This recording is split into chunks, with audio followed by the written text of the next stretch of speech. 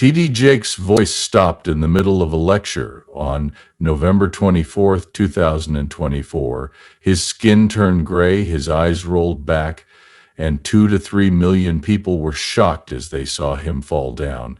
The real shock came when doctors found out what made it happen. Now that he is facing a $100 million lawsuit and bad rumors are going around online, the untold story of Bishop Jakes' fight to stay alive and protect his image is coming to light. T.D. Jakes was born in South Charleston, West Virginia on June 9, 1957. He was raised in a small, close-knit family by Ernest and Odith Jakes.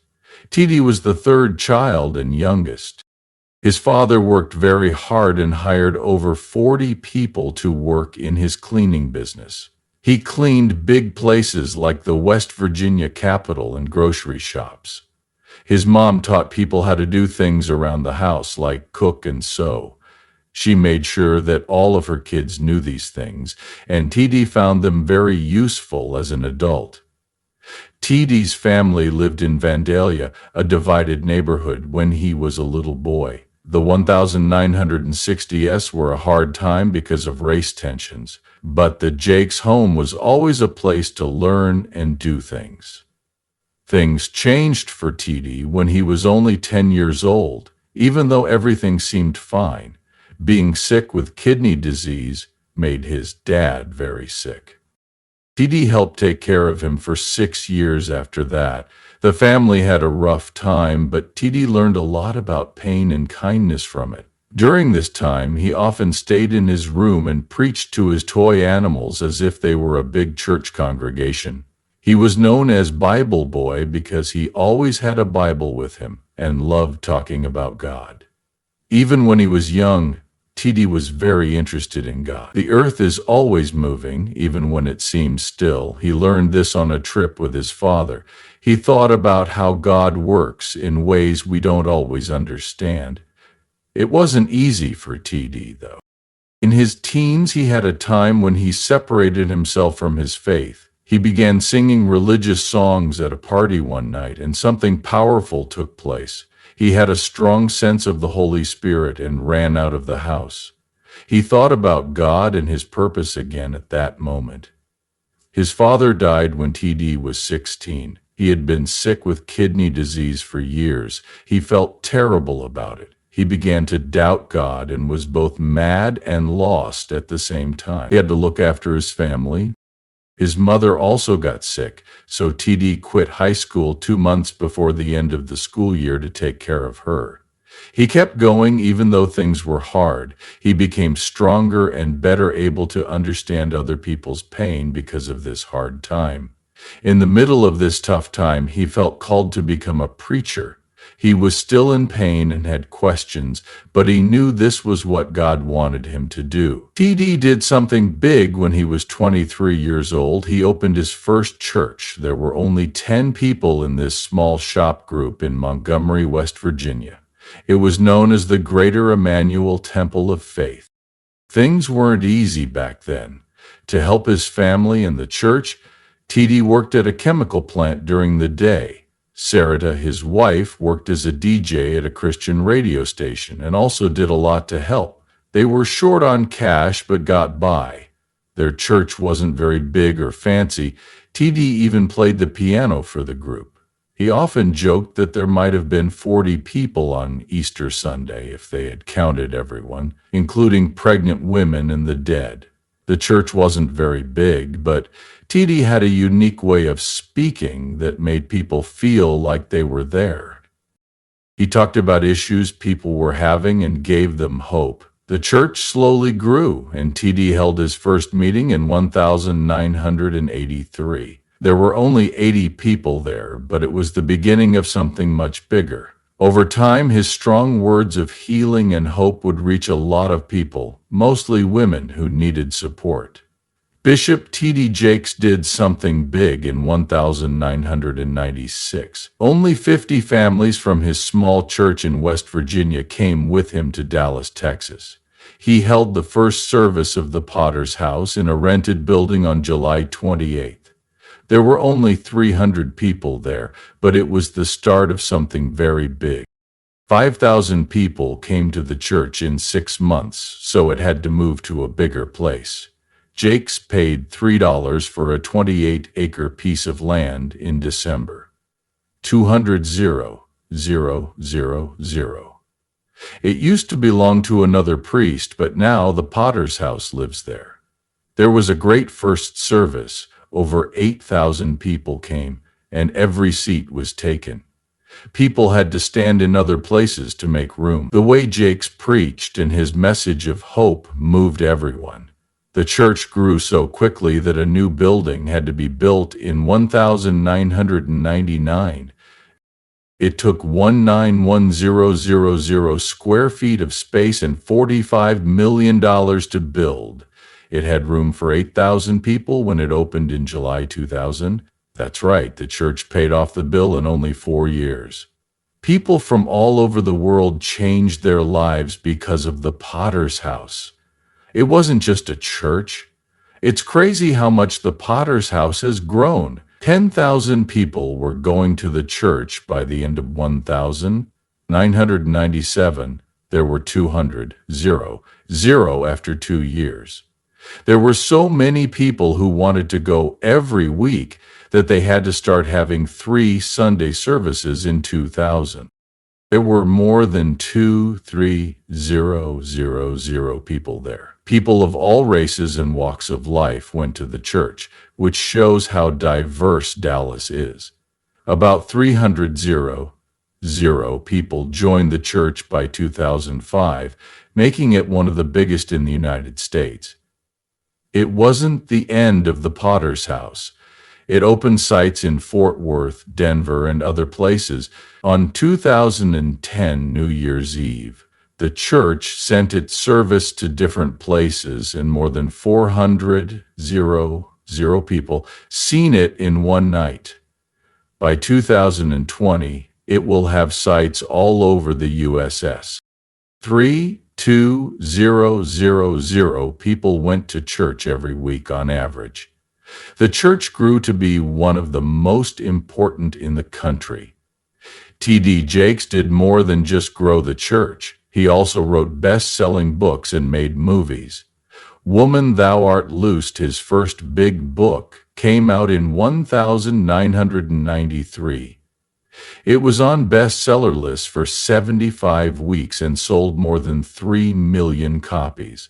Jakes became popular as a writer after writing that book. He went on to write more than 40 books that sold more than 20 million copies. Some of his books were even #1 on big lists of bestsellers. He made the movie Woman, Thou Art Loosed in 2004, and it made $6.8 million at the ticket office. His company, TDJ Enterprises, also made movies like Heaven is for Real and Jumping the Broom, which took in over $100 million around the world. Jakes also had a TV show called The Potter's Touch that millions of people all over the world watched. He even had his own talk show in 2016, and later he worked with Amazon to make a streaming channel for his sermons and other material. Jakes also built strong groups. When it began in 1995, T.D. Jakes Ministries became famous for events like Woman, Thou Art Loosed, which turned into a huge gathering. Over 5,200 people went to the event in Atlanta in 2004. MegaFest was another event that brought in more than 100,000 people and helped the local economy. TDJ Enterprises, his business arm, grew into a big company with many departments that deal with movies, music, books, and real estate. The business said in 2022 that it would be building a $150 million apartment complex in Atlanta.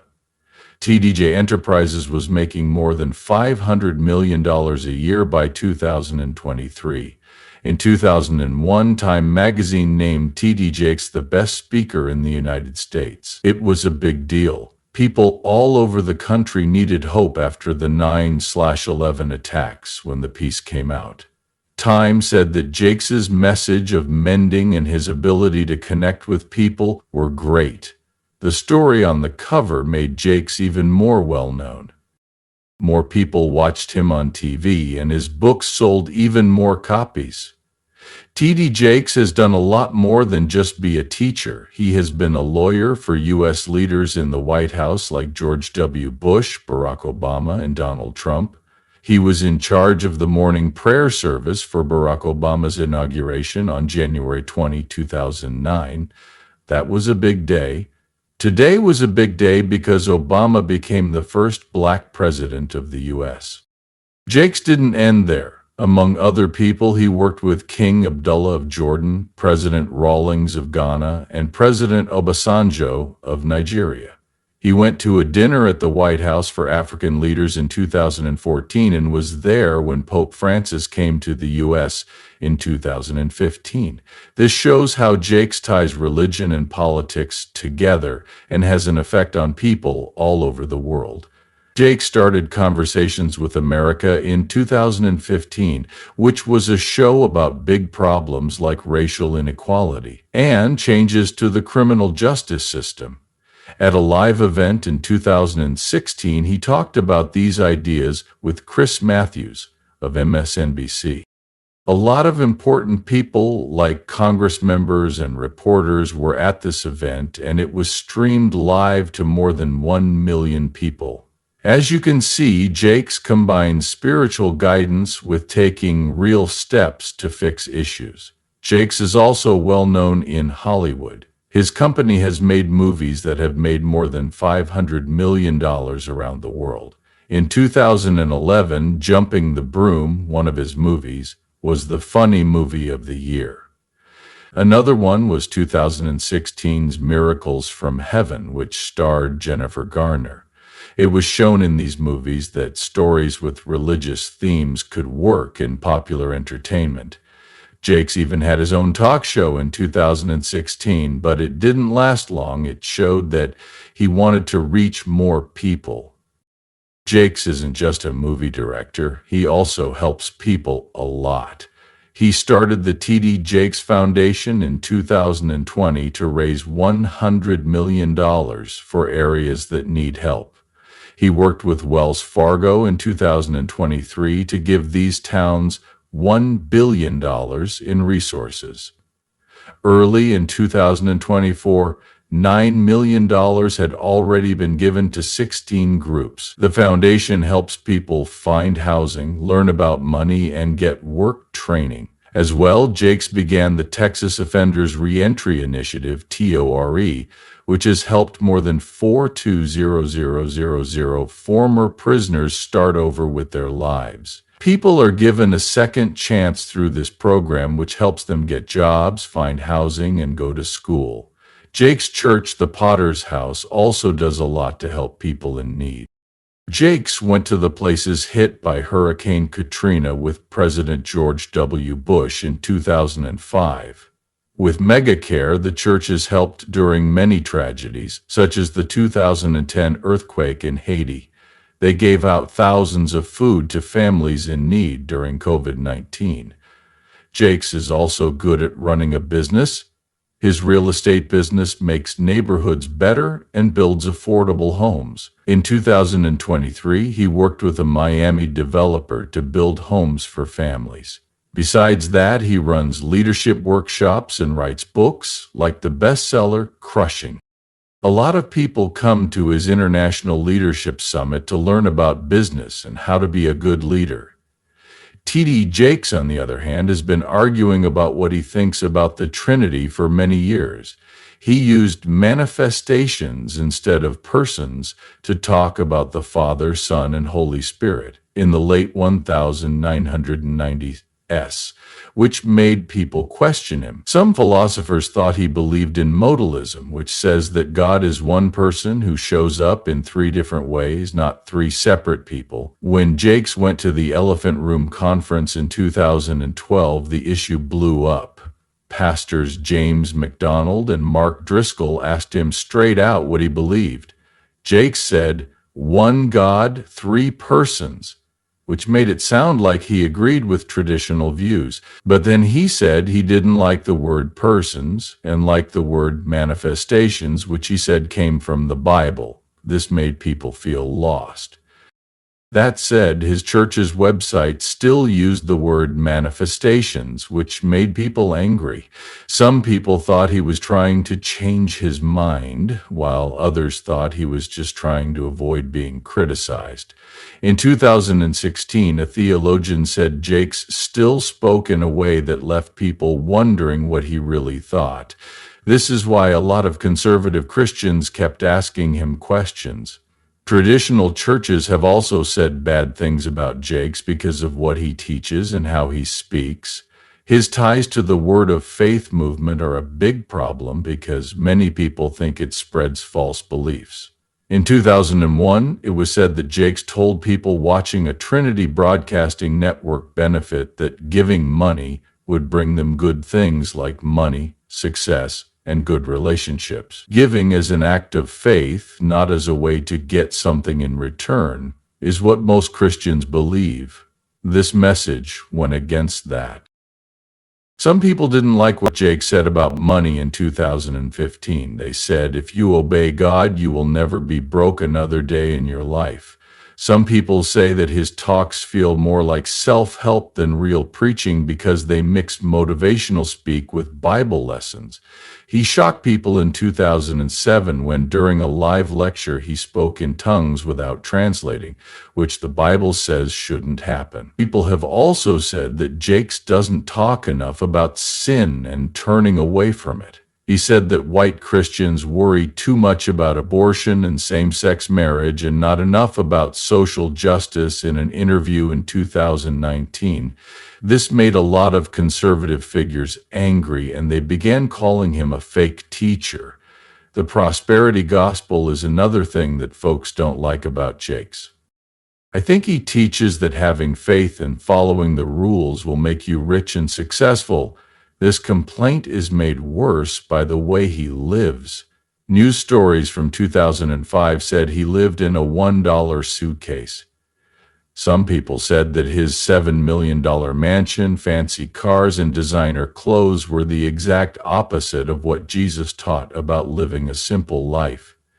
Jake said in one speech that people need to be spiritually wealthy before they can be financially wealthy. Others say this is wrong because it makes a false link between spiritual growth and wealth. Jake said in a tweet in 2017 that if you obey God, you will never be broke another day in your life.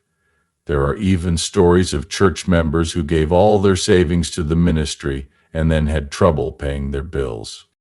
Jake says he is not a prosperity preacher, but things he does, like starting a program to train 1,000 rich, make people wonder what he really wants.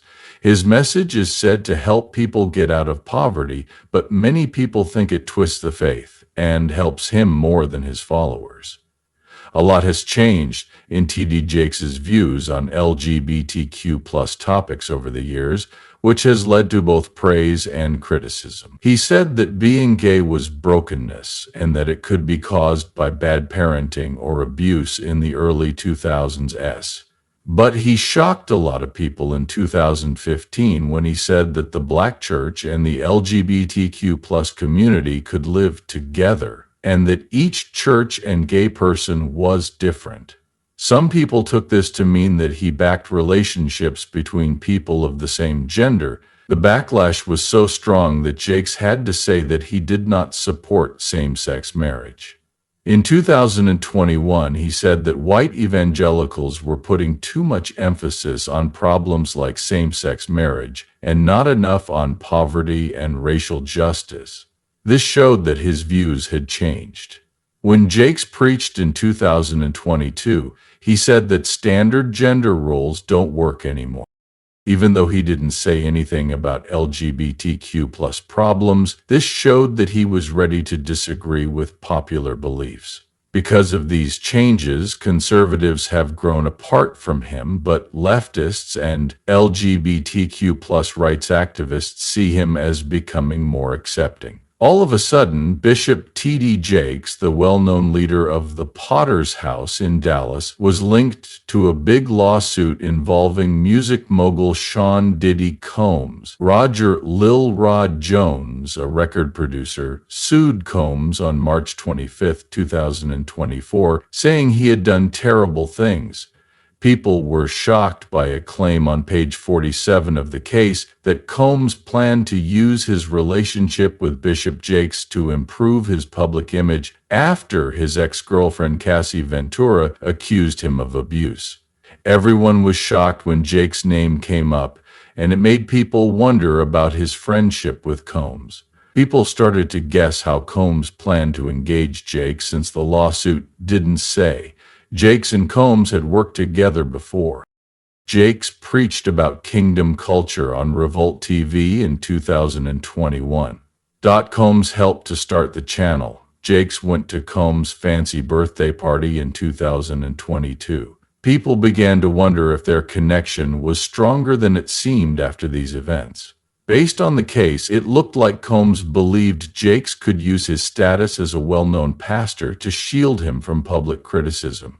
The church world and the entertainment world were both shocked by this thought.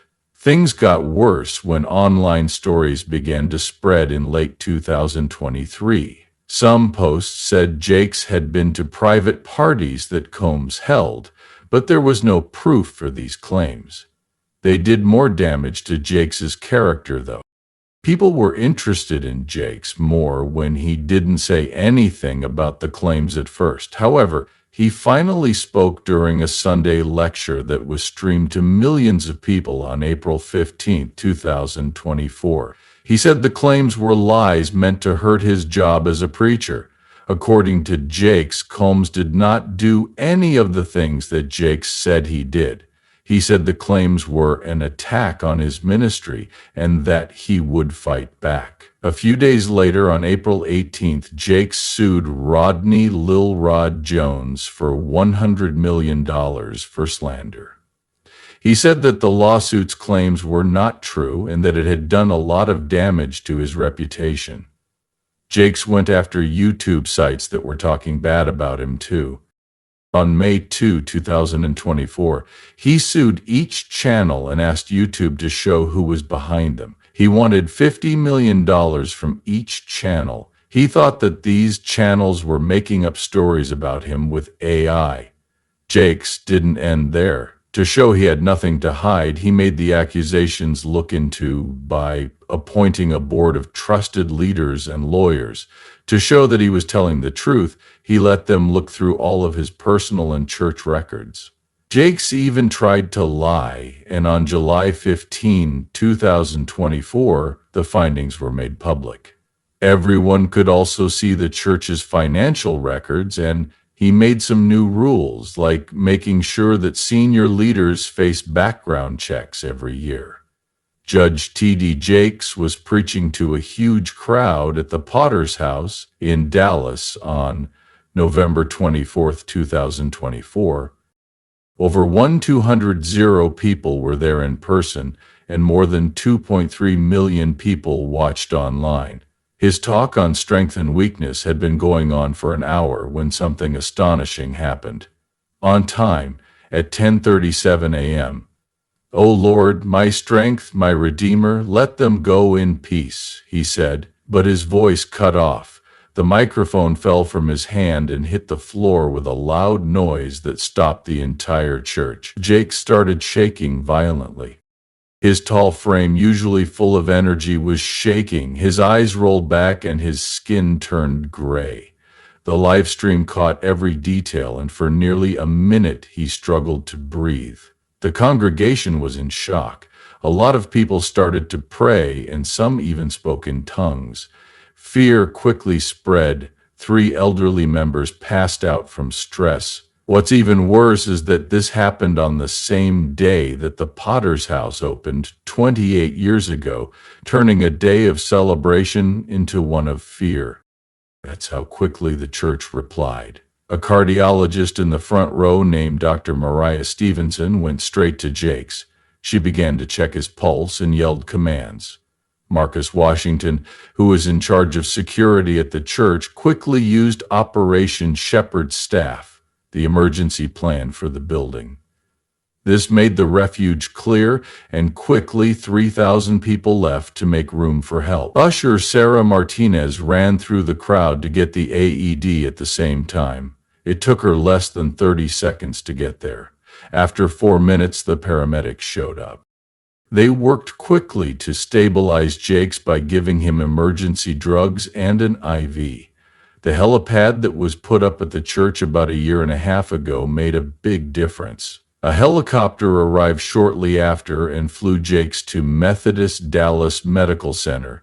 People watching thought the flight went on for hours, even though it only took 7 minutes. At the hospital, Jakes experienced a long 9-hour surgery. His recovery was fierce. He needed 47 units of blood and had 3 extra procedures. He stayed in the ICU for 17 days with a team of nurses caring for him around the clock. On December 18th, just 24 days after the incident, Jakes made his first public appearance in a video call to his congregation. His message was short but powerful. He told them he had faced a life-threatening challenge but was recovering. That video alone raised over $4 million for the hospital's cardiac unit. Jakes did a lot to get better. He went to physical therapy every day for hours and was helped by one of the best doctors. He also tried advanced oxygen treatment and stuck to a strict diet that nutritionists made for him. Even while recovering, Jakes stayed busy. He wrote a new book called Reborn, Finding Strength in Life's Valleys. He recorded the entire book from his hospital bed, and when it was released 3 months later, it became an instant hit, selling over 2 million copies in the first week. On New Year's Eve, Jakes returned to the platform. Over 1-800 people came to see him in person, and another 11 million watched online. He looked less fat but very active. His sermon, The Comeback King, made me feel things and gave me hope. People in the crowd cried as they heard him speak because his words were so powerful. It was an inspiring moment that showed everyone that you can get back up after the hardest times. In West Virginia, T.D. Jakes met Sarita Jameson in a small church. In 1982, T.D., who was only 23 years old at the time, was a guest speaker. Sarita, 26, was drawn to him right away. They were so close that they got married on May 29, 1982, only 6 months after they met. That was the start of their journey together, which was full of love and difficulties as they moved into a life in the public eye. They had 5 kids over the years: Sarah, Cora, Geraint, Thomas Jr., and Jamar. It's never easy to raise kids, but I had extra problems because I did it in public. In 2009, when their son Jermaine was arrested for lewd exposure, it made the news. The family had a rough time, but they got through it. Even with problems like this, their kids have done well. Sarah is a famous author, speaker, and mother of 6. She was born in 1988. Thomas Jr., born in 1994, has made a name for himself as a music producer and television personality. In 1998, T.D. Jakes moved his mission to Dallas, Texas. The whole family felt this change. It wasn't easy for Sarita and the kids to move to a new place and get used to their new lives, but they stuck together. T.D. and Sarita had been married for 42 years by 2024. T.D. said that Sarita was his ride-or-die partner. Even when things went wrong, their love stayed strong. Not only did T.D. Jakes care about his family, but his work kept him busier than most people could imagine. It began as a small church called the Potter's House in 1996. But it has grown into a huge megachurch with thousands of members. At his busiest, he led 4 long services on the weekends while also writing books, making movies, and putting out songs. He had written more than 40 books, put out almost 20 records, and made a huge number of movies by 2024. He went to 16 countries and preached more than 150 talks in 2018. Because of this job, he missed a lot of important family events. During an interview, he said that he felt bad that he wasn't at his son's high school graduation. At times, TD brought his family to work even though he had a lot going on. Sarita became a leader at their church, running women's ministries. Their daughter Sarah followed in his path, becoming a pastor and writer. But they were still put to the test by life. In 2012, Sarita had surgery to fix a disc that had come out. TD had to care for her and work at the same time while she was healing. This showed him how important family is, no matter how busy life gets.